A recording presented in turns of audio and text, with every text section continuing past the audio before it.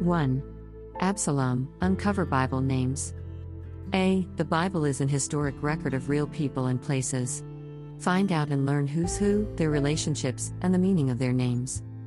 2. Absalom. A. Meaning, father of peace, i.e., peaceful. B. David's son by Maacah, 2 Samuel 3:3.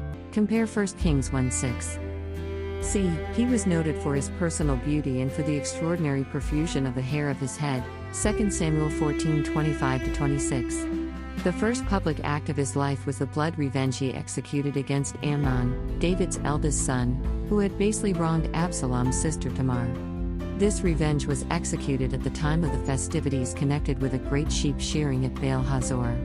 David's other sons fled from the place in horror, and brought the tidings of the death of Amnon to Jerusalem.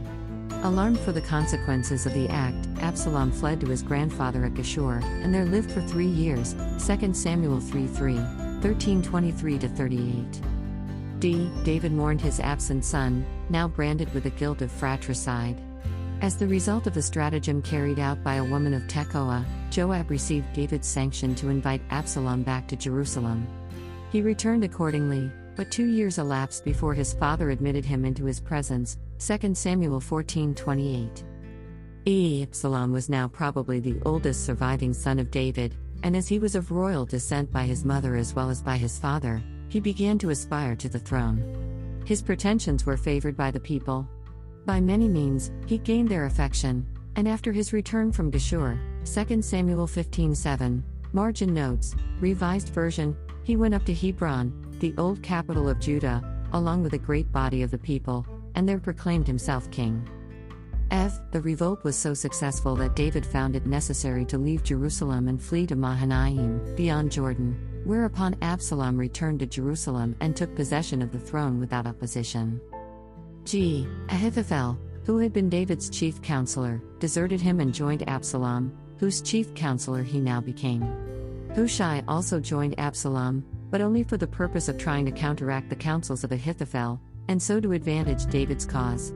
He was so far successful that by his advice, which was preferred to that of Ahithophel, Absalom delayed marching an army against his father, who thus gained time to prepare for the defense. Absalom eventually marched out against his father, whose army, under the command of Joab, he encountered on the borders of the forest of Ephraim. 20,000 of Absalom's army were slain in that fatal battle, and the rest fled. Absalom fled on a swift mule, but his long flowing hair was caught in the bough of an oak, and there he was left suspended till Joab came up and pierced him through with 3 darts.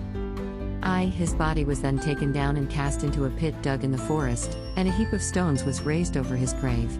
When the tidings of the result of that battle were brought to David, as he sat impatiently at the gate of Mahanaim, and he was told that Absalom had been slain, he gave way to the bitter lamentation. At 1. O my son Absalom, my son Absalom. Would God I had died for thee, O Absalom, my son, my son. 2 Samuel 18:33. Compare Exodus 32:32, Romans 9:3. J. Absalom's 3 sons, 2 Samuel 14:27. Compare 18:18, had all died before him, so that he left only a daughter, Tamar, who became the grandmother of Abiah.